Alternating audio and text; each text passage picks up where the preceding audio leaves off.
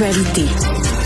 Alexandre Moranville-Ouellette aux nouvelles. Parmi les choses qu'on va surveiller avec attention là, ce matin, conférence de presse à Montréal. Oui, à 9h, la mairesse de Montréal, Soraya Martinez-Ferrada, qui va faire l'annonce là qu'on va aller de l'avant du côté de la ville de Montréal pour tout ce qui est caméras d'intervention. Là. D'ici 6 mois à 1 an, c'est les chiffres qui sont avancés. Rappelle que Québec n'avait pas emboîté le pas pour l'instant, puis que ça prend cette dimension-là, que les tribunaux puissent accepter tout ce qui va être matériel visuel recueilli. Mais dans tous les cas, juste avant la campagne électorale, la mairesse qui dit, nous, on va de l'avant. L'objectif, 3500 policiers avec des caméras portatives, 600 véhicules de patrouille avec des caméras véhiculaires et aussi un règlement qui interdit d'insulter les policiers. Oui. Ça, c'est un gros morceau parce que déjà, Québec, Laval, Longueuil, Sherbrooke, des grands corps policiers ont des mesures comme celle-là. Montréal n'en avait pas, mais ça sera bientôt chose du passé. En réaction, Roger Ferland, ex-enquêteur à la police de Québec. Salut Roger!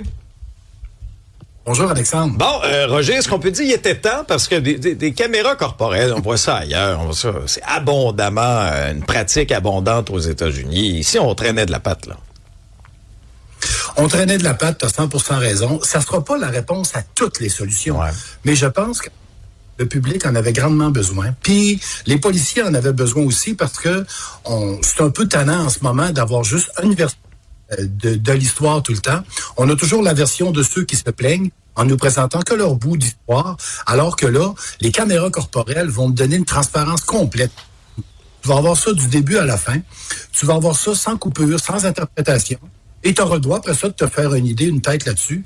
Mais oui, je pense que ça traînait de la patte, tu l'as dit, parce que il y a des cours attachés à ça, il y a de l'encadrement juridique qui s'attache à ça, mais je pense qu'il y a moyen, si tu veux arriver à cette solution-là, de le faire adéquatement, puis je pense que la mairesse prend une bonne décision.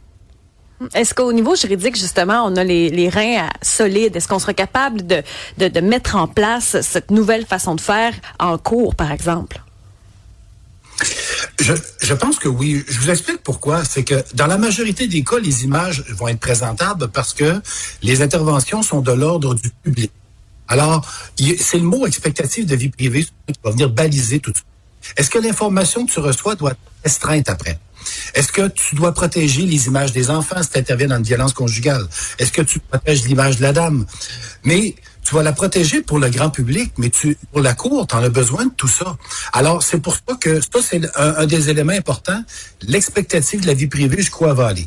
Et à quel moment il faut baliser? Est-ce que les policiers...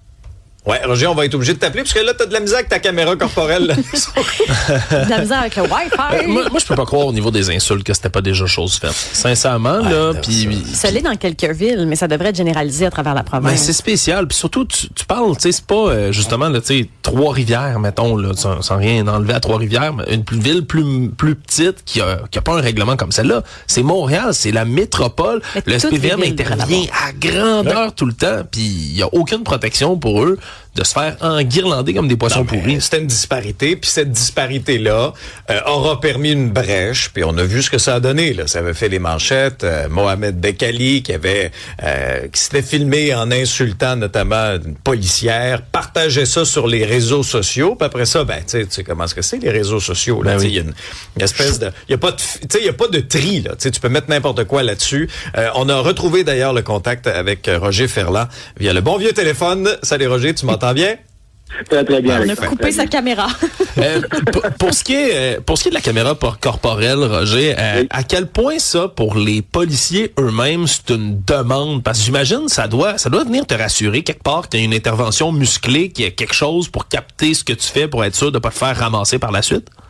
Oui, je vais te le présenter sur 2 angles. Dans un premier temps, c'est rassurant, Alexandre, parce que la formation policière, de la façon qu'on la donne, on les filme, les policiers, pendant les interventions, pendant les pratiques, et on leur fait après ça un débriefing, j'ai pris le terme anglais, excuse-moi, là, mais pour une rétroaction toujours après, pour leur montrer qu'est-ce qu'ils ont fait, qu'est-ce qui est bon, qu'est-ce qui est pas bon. Alors, les policiers sont à l'aise avec ça. Déjà dans les collèges, l'École nationale fait la même chose encore là. Alors, cette partie-là est correcte. Alors, ça va être rassurant pour les policiers parce qu'ils ont déjà cette action-là. Par contre, la partie qui me préoccupe un petit peu, souvent on se fait dire, quand il arrive une enquête indépendante, par exemple, tu as fait usage de l'arme à feu. Dans les cas qui nous occupaient, souvent ils disaient aux policiers, tu remets ton arme à feu et tu remets également ta caméra. Oui, est-ce que je peux retourner voir l'image que j'ai vue parce que j'aimerais revoir la perception puis la vision que j'ai eue, parce que il y a des choses que j'ai senties puis je ne sais pas comment l'interpréter dans mon rapport. La réponse pour l'instant, c'est on ne te permet pas d'avoir accès à ta caméra. Ça, pour moi, c'est préoccupant. Parce que ça t'enlève toute la perspective que tu avais. Tu es obligé de faire appel uniquement à ton souvenir. Puis on sait que dans ces moments-là, en situation de stress, il y a beaucoup de petits éléments que ton cerveau va faire un peu, je prends le terme du délestage. Mais c'est pas du délestage volontaire, c'est l'effet tunnel qui apparaît. En situation de stress, la vision diminue un petit peu, ton acuité auditive s'abaisse, la fine motricité. Il y a beaucoup d'éléments qui rentrent en ligne de compte qui viennent modifier la sensation et la perception. Alors que si on te le montrait en image, ça aiderait. Ça, c'est une des contraintes que les policiers ont souvent amenées. Et Roger, avant qu'on se quitte, là, est-ce qu'il n'était pas grand temps aussi là, de corriger la disparité au niveau là, du règlement anti-insulte? Là? Ça nous a donné des scènes complètement disgracieuses là, où des gens se permettaient d'insulter avec des commentaires complètement misogynes à l'endroit de policières. Là, est-ce que ça va mettre un frein à ça? Là? Ça risque d'en mettre un, en tout cas. Pour ceux qui ont envie de se le payer de façon gratuite, ils vont avoir droit maintenant à une taxe d'amusement. J'ai souvent dit ça des fois à des gens, dire 2 secondes. Là, tu es en train de porter des insultes à agents de la paix. Si tu vas plus loin là-dessus, je te le dis, il y a un bien d'infraction qui s'adresse à ça, puis tu vas le recevoir. Mais là, au moins, ça va calmer cette action-là. Mais là, les gens savaient qu'ils pouvaient poser des gestes sans aucune impunité et même... Certains avaient l'arrogance de le dire sur les ondes, pas sur les ondes, mais quand ils se filmaient. Faites ça à Montréal, mais faites-le pas ailleurs, parce qu'ailleurs, vous allez avoir des biens d'infraction. Non, c'est une vraie farce. C'est une vraie farce. Alors, ça. Fait que là, au moins, on va appuyer nos policiers à Montréal. Chapeau, bonne décision de la part de la mairie. On aura la confirmation de tout ça à 9h ce matin. Roger Ferland, ex-enquêteur à la police de Québec. Merci pour tes lumières. Scène culturelle, Isabelle, le Vans Rap Montreal. Non, Vans Rap Montréal, on va dire en français.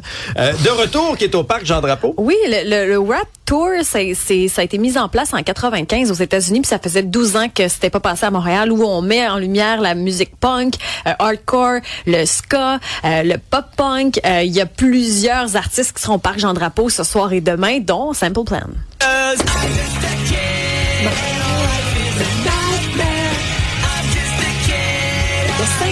Washington, Orlando, il y a quelques arrêts aux États-Unis, Mexico, mais Montréal fait maintenant partie. C'est fou parce que c'est des dizaines et des dizaines de bands, 30 minutes. On n'annonce pas d'avance l'horaire. Donc, on sait qu'il y a des noms, il y a Jimmy Eat World, il y en a plein, mais on sait pas. Donc, ça se peut que Simple Plan joue à 14h aujourd'hui. On ne le sait pas. Donc, ça ajoute à cette espèce de signature de festival. C'est devenu le World Biggest Touring Festival, le plus grand festival de musique itinérant en Amérique du Nord. Ça prouve également qu'il y a une espèce de retour. On le voit dans le rock, dans la nostalgie du rock avec les AC/DC qui repartent en tournée, mais également pour ce genre de musique-là plus punk. Bon, c'est sûr que Simple Plan est un peu plus pop rock, là, mais ça ratisse large. C'est Kevin Lyman qui est derrière ça. Puis il va y avoir du monde. Là. C'est 2 jours, c'est de 11h à 23h. Puis on vous rappelle, là, maintenant, la nouvelle mode, la nouvelle façon de faire, c'est des sacs de plastique transparents. Donc là, j'espère qu'il n'y aura pas de levée de bouclier comme à Hillsonic. Un sujet sensible. Oui. Des sacs transparents, on voit le contenu, donc traîner le moins d'affaires possible, c'est ça que ça veut dire. Pour des notions de sécurité, ils ont commencé ça au spectacle d'Ariana Grande, puis ils ont continué à tout ce qui s'est présenté au Parc Jean-Drapeau. Ça a été comme ça et ça le sera encore. Donc c'est un retour 12 ans plus tard et c'est la folie furieuse. Et une nouveauté? Ah oui, c'est vrai, je t'ai mis ça. Hein? Ben oui. Sarah Dufour qui lance une nouvelle chanson, mais surtout, ça annonce un nouvel album.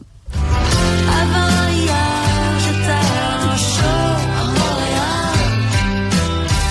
Demain, j'étais en show à Drummondville. Hier, le show était Fermont. Hier soir, on est à Marseille. Sarah Dufour, ce sera son 4e album, Dolbo Mistassini, le 18 septembre. Chaque fois qu'elle lance de nouvelles chansons, ça pogne. On se reconnaît. Tu sais, celle qui vient du lac Saint-Jean, qui est fière de sa région, qui enregistre souvent là-bas aussi. Sa vie est partagée entre Montréal et le lac. Donc là, c'est le premier extrait d'un album qui va sortir cet automne. On est dans la même vague, la même vibration de Sarah Dufour, mais j'avoue qu'il y a une petite touche de nostalgie dans Dolbo Mistassini. Ça reste à suivre, mais là, Sarah Dufour, en ce moment, elle a le vent dans les voiles. En concert, c'est une bête de scène. J'ai hâte d'entendre son nouvel album. J'aurais pu chanter ça. Moi aussi, Ouais. le matin, je suis en show à Montréal. Vas-y donc. Demain matin, je suis en show à Québec.